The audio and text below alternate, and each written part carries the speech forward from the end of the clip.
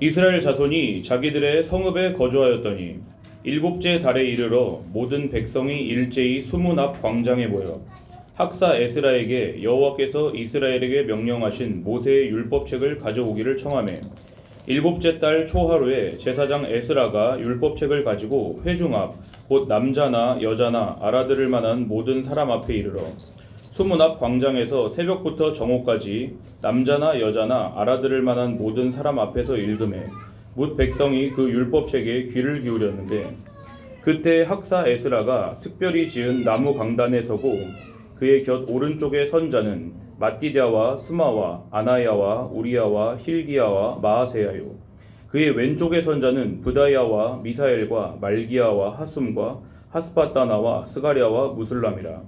에스라가 모든 백성 위에 서서 그들 목전에 책을 펴니 책을 펼 때에 모든 백성이 일어서니라. 에스라가 위대하신 하나님 여호와를 송축하며 모든 백성이 손을 들고 아멘 아멘 하고 응답하고 몸을 굽혀 얼굴을 땅에 대고 여호와께 경배하니라. 아멘. 이것은 하나님의 말씀입니다. 자리에 앉아 주십시오. 예배 시간이 작년과 많이 바뀌었죠? 뭐가 바뀌었습니까? 일어나서 예배하는 게 바뀌었죠. 맞아요. 작년에는 요초동부 들어와서 예배 시간 시작부터 끝날 때까지 앉아만 있었는데 올해부터 뭐 이것저것 하라는 게 많죠. 에너지가 많이 듭니다. 우리가 예배 시간 순서 중에 앉았다가 일어났다 하는 것은 무슨 이유 때문일까요? 왜 갑자기 일어나라고 할까요?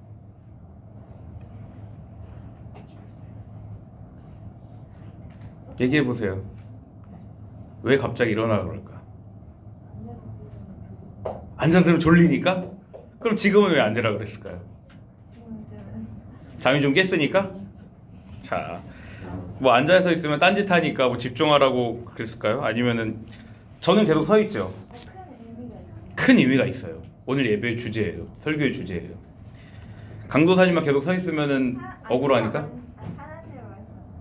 네. 집중하라고.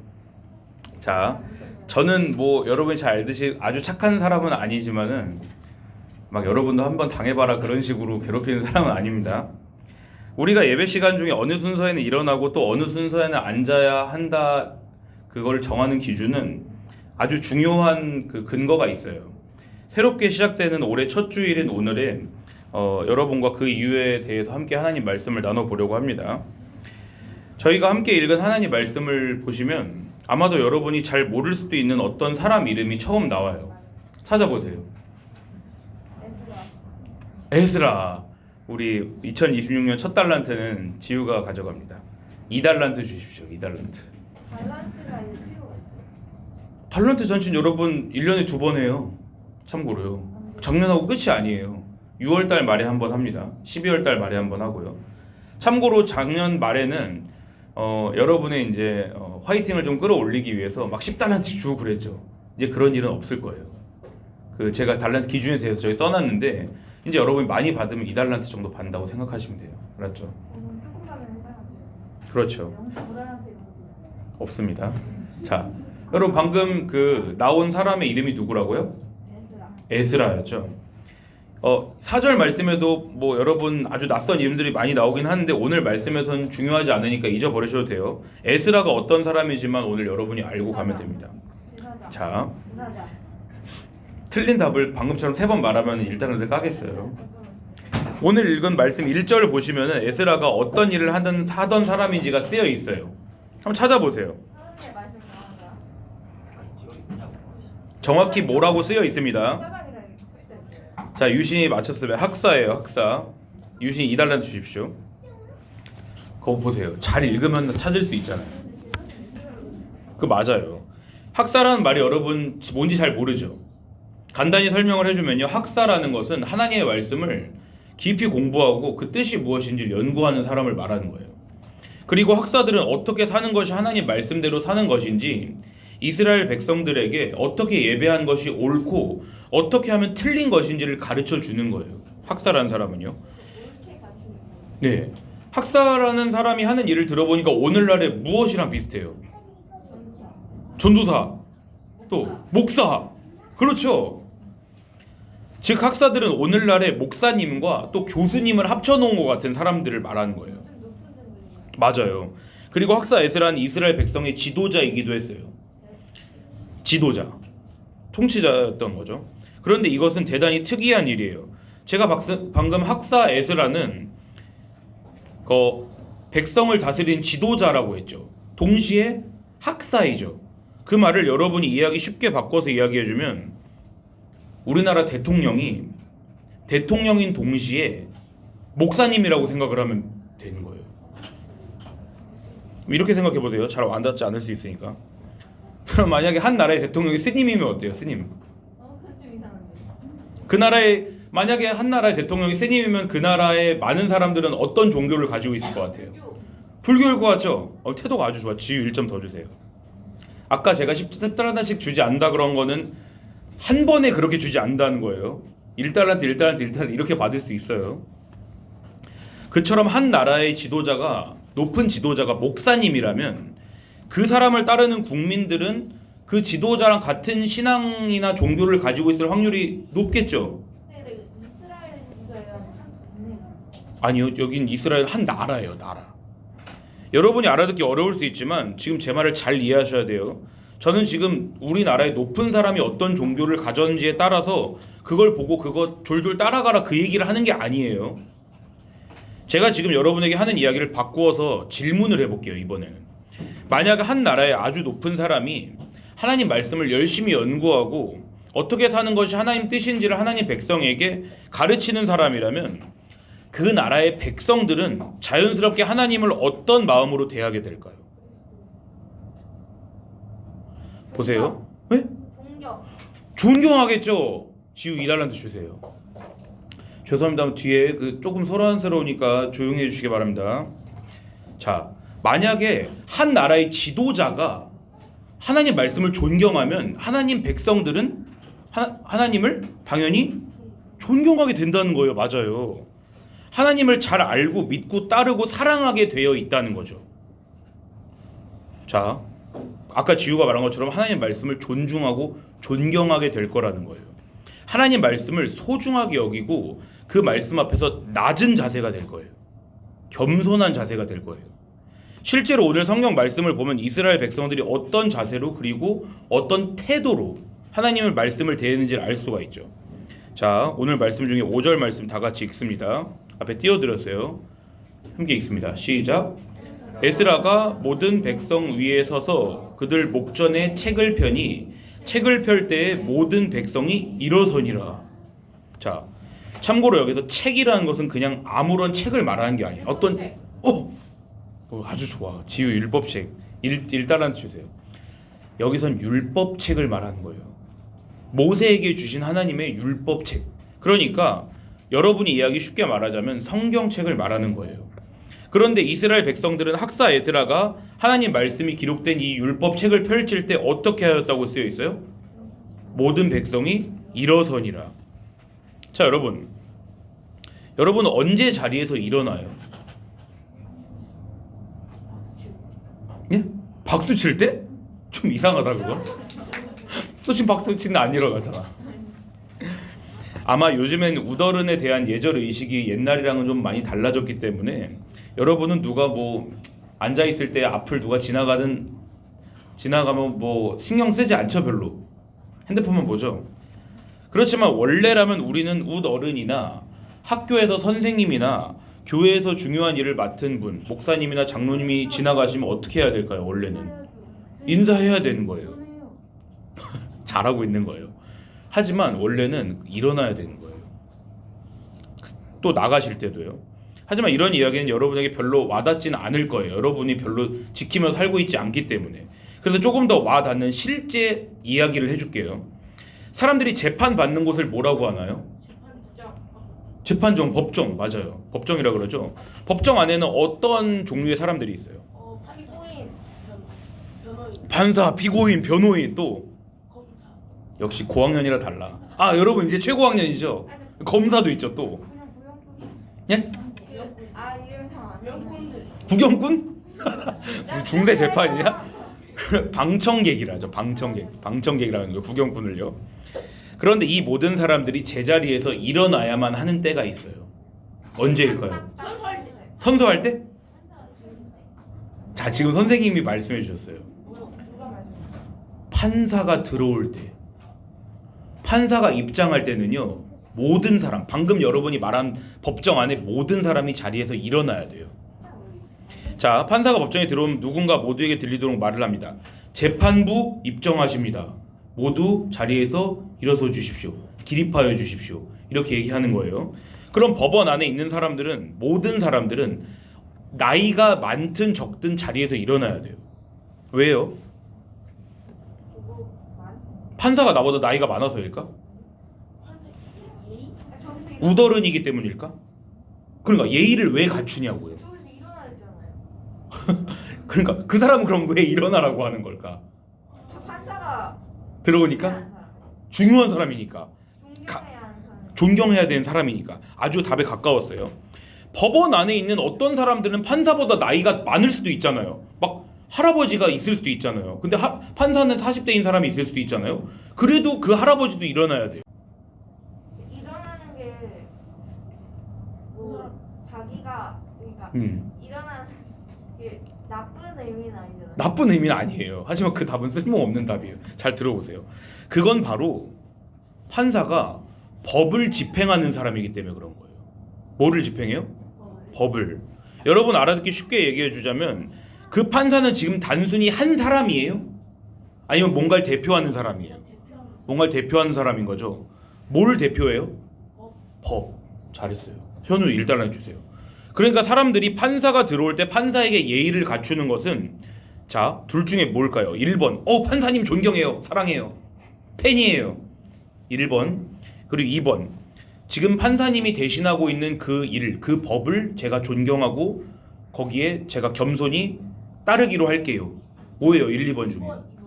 2번이겠죠? 전부 2달란트씩 주세요. 맞췄으니까. 그러니까 여러분이 선생님께 인사를 드린다면 그건 무슨 의미겠습니까? 존경하는 선생님의 뭘 존경하는 거예요? 선생님이 그 가르쳐 주는 걸 존경한다는 거예요. 물론 여러분은 선생님을 진짜 선생님이란 사람을 그분을 존경하고 따를 수도 있어요. 그렇지만 여러분이 별로 안 좋아하는 선생님이 있을 수도 있죠. 싫어하는 선생님 있잖아요. 그래도 여러분 그냥 속된 말로 쌩까요? 그럼 일단 혼나기도 하지만 그거는 예의가 아닌 거예요. 왜냐? 그 선생님은 여러분에게 여러분이 싫어하든 좋아하든 뭘 가르쳐 주니까? 필요한 지식을 가르쳐 주니까. 맞아요. 그렇다면 교회 선생님과 목사님이나 전도사님이나 강도사님이 지나갈 때 여러분이 일어나서 인사를 하고 예의를 표하는 거는 왜예요? 왜 때문에요? 가르쳐 주는 거예요. 우리 여러분에게 성경 말씀, 하나님의 말씀을 가르쳐 주기 때문인 거예요.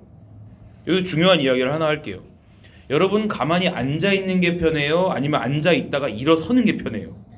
저는 그냥 가만히 앉아 있고 보내면 난 그래도 여러분 단순하게 답을 해보세요. 여러분, 야 일어나, 앉아, 다시 일어나 앉아. 이게 편해요? 아니면 가만히 앉아 있는 게 편해요? 가만히 앉아 있는 게 편하죠. 누군가 지나갈 때 고개를 가만히 두고 있는 게 편해? 아니면은 이렇게 숙이는 게 편해요? 그냥 가만히 있는 게 편한 거예요. 내가 원래 하고 있던 자세 그대로 있는 것보다 그걸 바꾸는 게 더 불편하고 힘든 거예요. 그렇죠? 그러니까 누군가가 지나갈 때 인사를 한다거나 자리에서 일어나는 건요 불편하죠. 더 힘이 들죠. 그런데 우리는 왜 그렇게 할까요? 또 지금 중요한 얘기라고 했어요 제가. 자, 이유는 간단해요. 그게 바로 내가 그 사람의 아래에 있다는 표현이기 때문에 그런 거예요. 그럼 판사한테도 아래. 당연하죠. 여러분은 판사가 집행하는 법 아래에 있는 거예요. 자, 즉 선생님이 나에게 가르쳐 주신 그 지식, 전도사님, 목사님, 강도사님이 나에게 가르쳐 주신 그 하나님 말씀이 나보다 어디에 있다는 거예요. 자, 현미애도 똑바로 잘 들으세요. 자세를 그렇게 하면 안 됩니다. 똑바로 앉으세요. 하나님 말씀이 여러분보다 위치상 어디에 있어요? 위에 있는 거예요. 아셨죠? 전 왜 강대상 위에 있을까요? 말씀이 여러분 위에 있다는 걸 여러분 눈으로 보게끔 해주기 위한 거예요. 우린 어디 있나요 그럼? 그에 비해서? 아래에 있다는 거예요. 그것이 바로 오늘 말씀에서 학사 에스라가 하나님의 말씀이 쓰여진 율법책을 펼칠 때 이스라엘 백성들이 어떻게 한 이유예요? 자리에서 일어선 이유인 거예요. 그 행동을 바꾸어 말하면 무슨 뜻이라고요? 하나님 말씀이 나보다 어디에 있다? 위에 있다. 나는 하나님 말씀보다 밑에 아래에 있다. 이제 오늘 여러분이 예배 어떤 순서에는 일어났고 또 앉게 되는지 그 이유를 조금 이해할 수 있겠죠. 예를 들어서 예배가 시작될 때 우리가 일어난 이유는 이제 내가 하나님의 말씀 아래에서 나보다 높이 계신 하나님께 내가 예배합니다. 이 의미예요. 예배의 뜻을 맞춘 사람은 이례적으로 3달란트 주겠습니다. 예배라는 말, 그 말의 의미, 그 뜻을, 숨겨진 뜻을 설명하지 말고 한문이에요. 맞아요. 한자예요. 강도사님이 예전에 말했어요. 제가 전도사님일 때 말했어요. 힌트. 예는 예의할 때 예자예요. 이걸 내가 현우가 맞췄던 것 같은데 그때 예의 예자라고. 저안 할게요. 예의를 갖추면 저를 현우 3달란트 주세요. 예의를 갖춰 절을 한다는 뜻이에요. 배라는 것은요 이렇게 절을 한다라는 거예요. 그러니까 절한다는 것은 나를 어떻게 한다는 소리예요?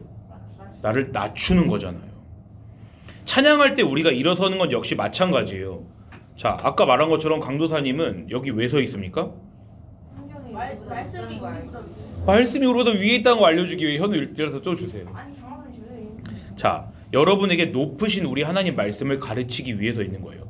하나님의 말씀이 쓰인 성경을 강도사님이 대신 읽을 때 여러분이 자리에서 일어나는 이유는요?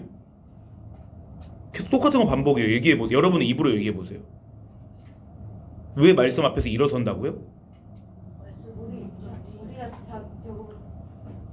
우리가 하나님 말씀보다 아래에 있다는 것을 우리 몸으로 표현하는 거예요. 우리의 생각을요. 지금 높으신 하나님의 위대하신 말씀이 읽혀지고 있으니 내가 그것을 하나님의 참된 말씀으로 받아들이고 듣고 따르겠습니다. 이 의미로 일어나는 거라고요. 그럼 여러분은 한 가지 질문이 떠오를 수가 있어요. 강사님, 그런데 어떨 땐 왜 앉아요? 왜 앉아요? 어느 때는요? 지금 여러분 앉아 있잖아요. 그러니까요. 계속 일어날 수 없다는 건 알아요. 잘 알아요. 근데 더 숨겨진 의미가 있다고요. 지금은 왜 앉으라 그럴까요? 왜냐면 다른 분이 기도할 땐 왜 여러분 앉으라 그럴까요? 아까 앉았어요. 이영환 선생님이 기도하실 때 여러분 앉았어요. 그거는 왜 그러냐면요. 그거는 여러분이 하나님 말씀보다 위로 간다는 뜻일까요? 아니요, 그건 아니에요. 자, 여러분이 하나님 말씀보다 높을 때는 있을까요, 없을까요? 단 한순간도 없어요. 여러분의 생각이 어떻든지 간에 여러분은 하나님 말씀보다 늘 아래에 있어요. 하지만 어떨 땐 서고 어떨 땐 앉죠. 지금 여러분 복잡한 이야기 하는 것입니다. 여러분이 앉을 때는 왜 앉으라 그러냐면요, 여러분이 하나님 말씀에 더 집중하라고 하는 거예요.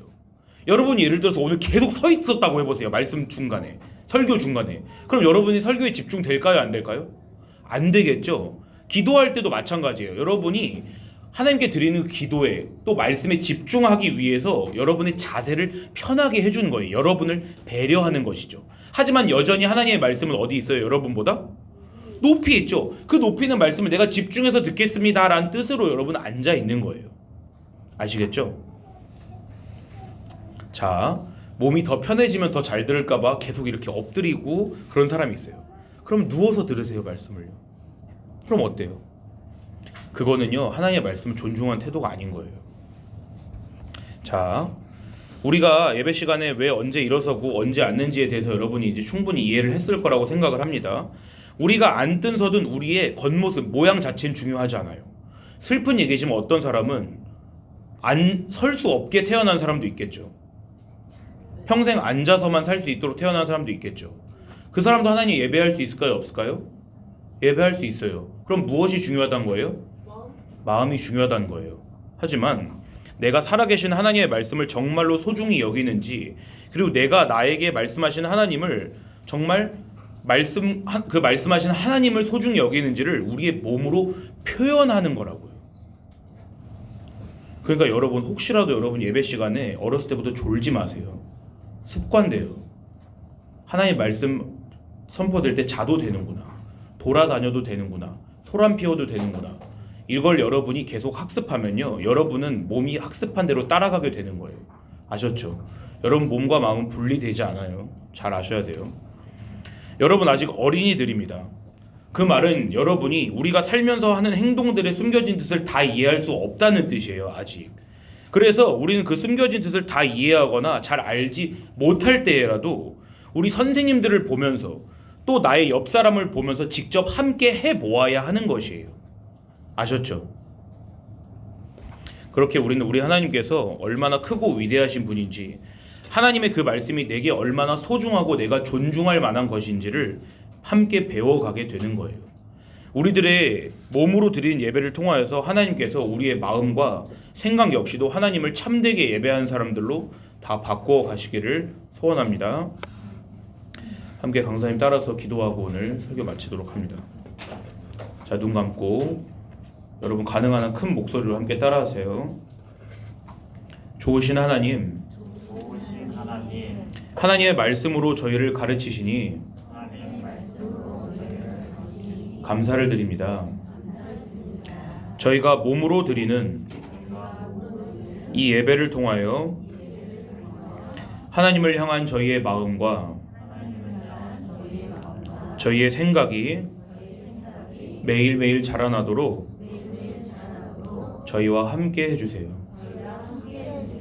하나님과 하나님의 말씀을 소중히 여기고 그 앞에 저희를 내어 드릴 수 있도록 저희를 다스려 주세요. 좋으신 예수님의 이름으로 기도합니다. 아멘.